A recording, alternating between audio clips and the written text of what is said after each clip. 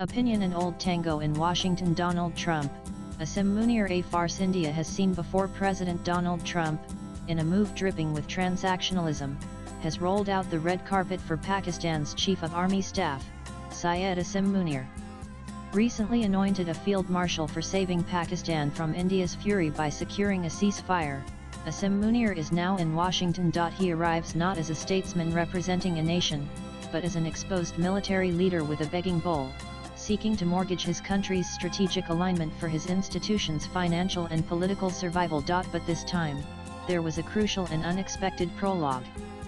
Just before meeting Munir, President Trump requested a call with Prime Minister Narendra Modi.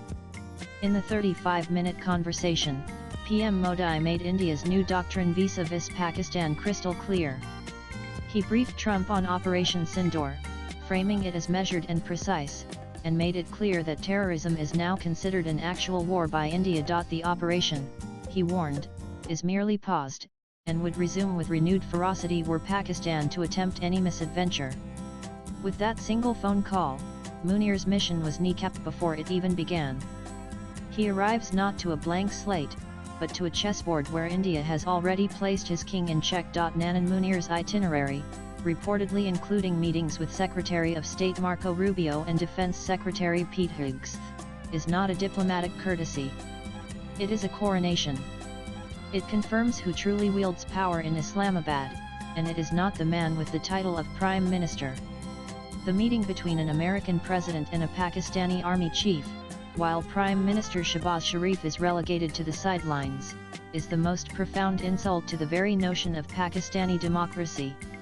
It is a public declaration from Washington that the fig leaf has fallen. The civilian government in Pakistan is, and has always been, a flimsy FAA to Potemkin village designed to secure IMF loans and maintain the pretense of a modern state.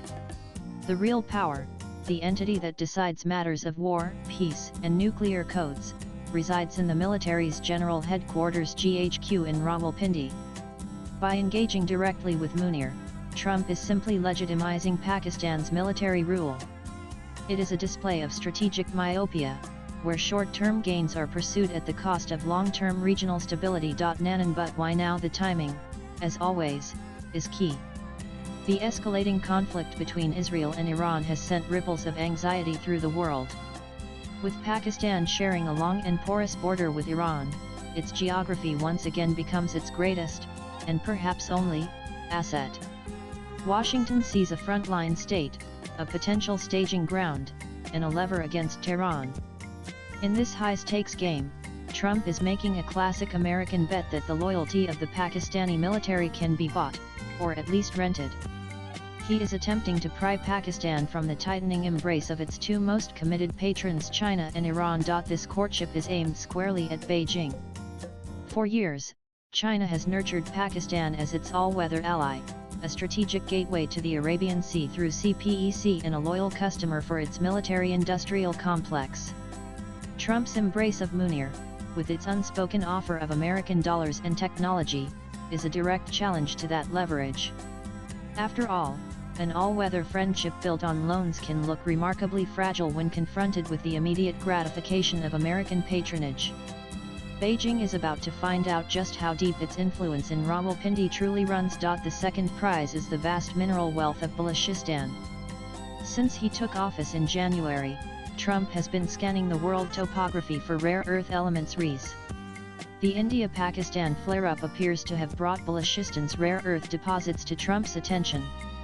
Balochistan, currently under Pakistani occupation, is estimated to contain 12 of the 17 known REs.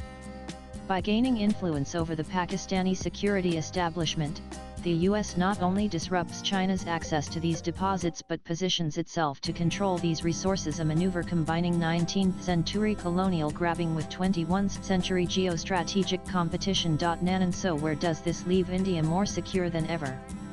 India's mature response is one of quiet, almost amused, detachment, now bolstered by the knowledge that our red lines have been clearly communicated at the highest level. Our attitude should be simple: good luck to all those who wish to get in bed with the Pakistanis.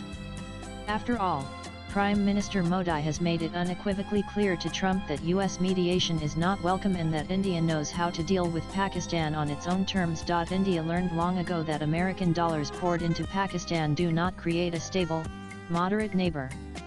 Instead, they fund a duplicitous military establishment that perfects the art of playing both sides. The US has armed Pakistan against the Soviets, only to see those same assets turned into a global jihadist factory that ultimately claimed American lives. It has funded Pakistan for the war on terror, only to find Osama bin Laden living comfortably next to its premier military academy. History provides a brutal record any nation entangled with the Pakistani state has suffered for it. If President Trump believes he can tame this animal, especially after being explicitly warned by India, then we can only wish him the very best. India will not interrupt its adversary when it is making a mistake. Trump is not the first American to be entrapped by the Pakistanis, and India knows he will not be the last. Swipe left for next video. Let the US navigate the labyrinth of Pakistani promises. While America is busy with its old tango with Islamabad, India will continue its economic ascent, building a future based on production, not deception. The meeting between Trump and Munir is not a threat. It is an affirmation of everything we already knew, but with one crucial difference this time: the world knows that India is not just watching. We have already spoken. The stage is set, the actors are familiar, and we have already delivered our lines. Besides, were Pakistan to mistake American patronage as a safety net to attempt more attacks against India, it would be making a catastrophic miscalculation, one that would invite a response so swift and overwhelming that no global power, not even the United States, would be able to shield Islamabad from.